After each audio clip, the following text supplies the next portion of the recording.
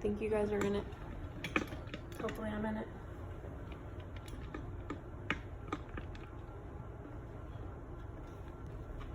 I think you're good.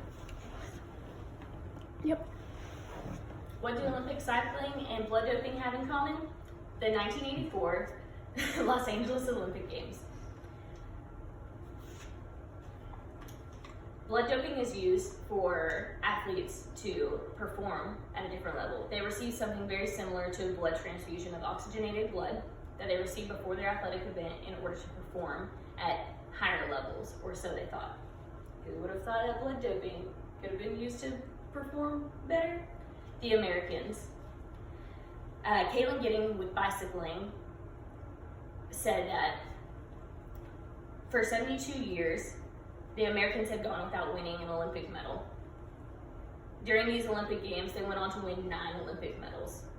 Later, there was confessions by winning cyclists that they had used blood doping and none of the medals were revoked. In history, it just looks like the Americans had a really great year.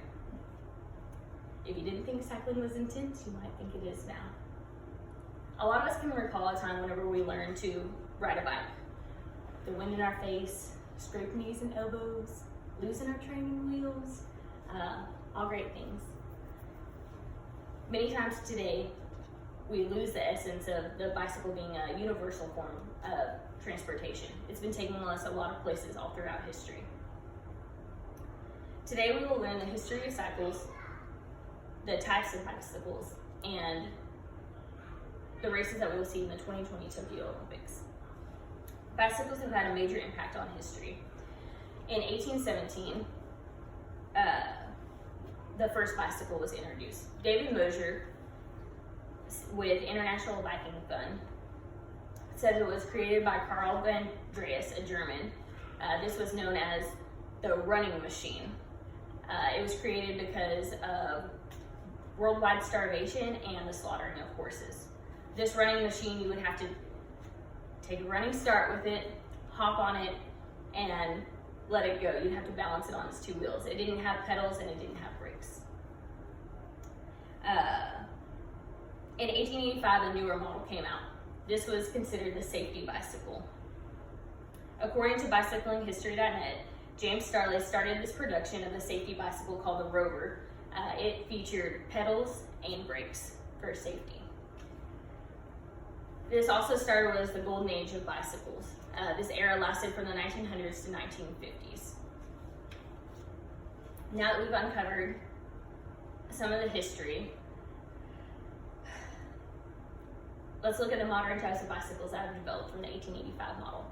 There's 2 main types of bicycles. There's mountain bikes and there's road cycles. Road cycles are made for speed. They are lightweight. They have 10 speeds kind of standard nowadays, and they go up to 22 speeds. They are mostly made for pavement, but they can be used for a wide range of recreational uses. Mountain bikes, however, are made for trails. They have a wider set of handlebars, wider bike tires, in order to handle the obstacles that you meet on the mountain. They also have a great set of brakes as you're coming down off of steep mountains. You can slow yourself down. We will see these cycles in the 2020 Tokyo Summer Olympics. According to Robert Wood, cycling is one of the core Olympic sports. This is because it's one of 5 Olympic sports that is seen throughout history played in the Olympic Games since 1896. It has 4 main disciplines. There's road cycling, which is a mass start race similar to a marathon where they get on their bike and everybody takes off. It's also a very long distance race. There's mountain cycling. It consists of obstacles on a mountain trail. They go over the obstacles, and this race takes anywhere from an hour to 2 hours, depending on how good your skills are. There's also track races, which are indoors. They're on a unique bike that we don't see on the road. This is a one-track gear bike, and it doesn't have any brakes. And lastly, there's BMX. This is the newest of the Olympic races.